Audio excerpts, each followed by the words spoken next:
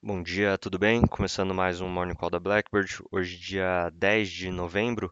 O Ibovespa ele fechou a semana passada com uma alta bastante sólida de 3% em reais e 3,9% em dólares.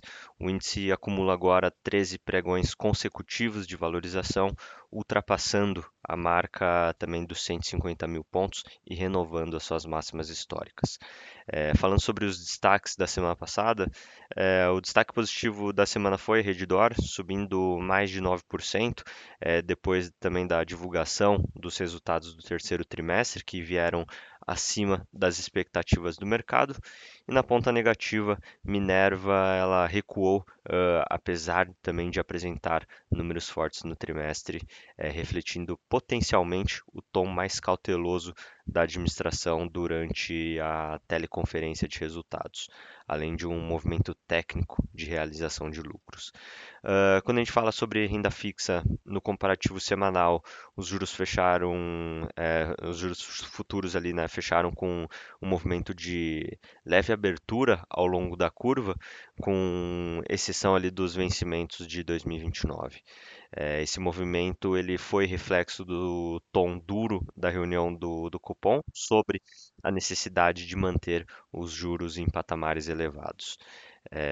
E falando sobre os mercados globais, nesta segunda-feira, os futuros nos Estados Unidos sobem em torno de 1,5%, depois do Senado dar um passo decisivo rumo a um acordo bipartidário para encerrar a paralisação histórica ali do governo americano.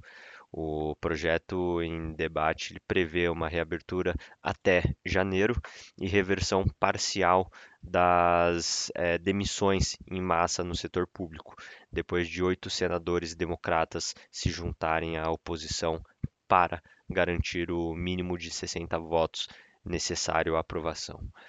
O otimismo com o avanço das negociações impulsiona os mercados, depois de uma semana marcada por temores sobre os valuations elevados em inteligência artificial e a pior performance da Nasdaq desde abril, que caiu em torno de 3%.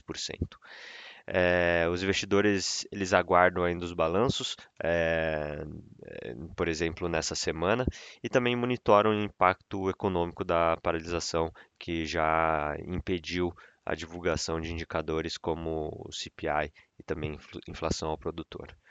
Na Europa, as bolsas elas operam em alta, em torno de 1,5%, com alívio em relação à crise fiscal americana e a recuperação das ações de tecnologia. E na China, os mercados eles também fecharam positivos, acompanhando o forte rally também na Coreia do Sul, referente a bons resultados ali das empresas também que foram divulgados.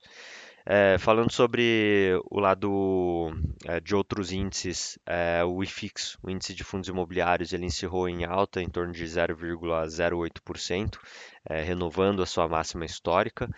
Entre os principais tipos de fundos, o destaque ficou com os fundos de tijolos, que registraram uma alta em torno de 0,42%, enquanto os fundos de papel apresentaram uma queda em torno de 0,17%.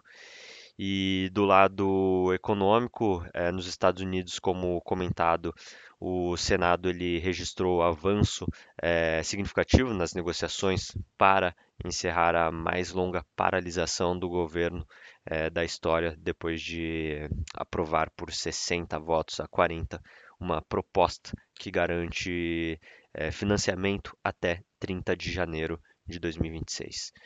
Aqui no Brasil,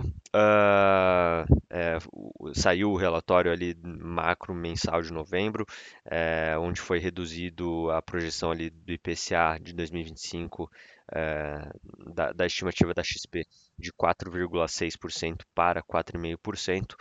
Para 2026, a projeção recuou de 4,5% para 4,2%, onde mantém a visão de que o Banco Central vai iniciar um ciclo gradual de flexibilização monetária no primeiro trimestre de 2026, levando a taxa Selic para 12% até o final do ano. E aí, quando a gente fala sobre as agendas, na agenda internacional dessa semana, Indicadores dos Estados Unidos deve seguir esvaziada, ainda refletindo os efeitos da paralisação do governo. Enquanto isso, declarações dos dirigentes do Fed deverão movimentar os ativos financeiros por lá. Na China, serão divulgados os indicadores de atividade econômica de outubro, nessa quinta-feira, incluindo a produção industrial, vendas no varejo, investimentos em ativos fixos e taxa de desemprego. E aqui no Brasil, destaque será a ata do Copom amanhã, que vai trazer um detalhamento sobre a reunião em que decidiu pela manutenção da taxa Selic em 15%. Amanhã também o IBGE vai divulgar o IPCA de outubro, que deve trazer sinais adicionais de alívio. E também em relação à atividade econômica, destaque para a publicação das receitas do setor de serviços e vendas no varejo, ambos referentes a setembro. Bom, vamos ficando por aqui. Muito obrigado, bom dia.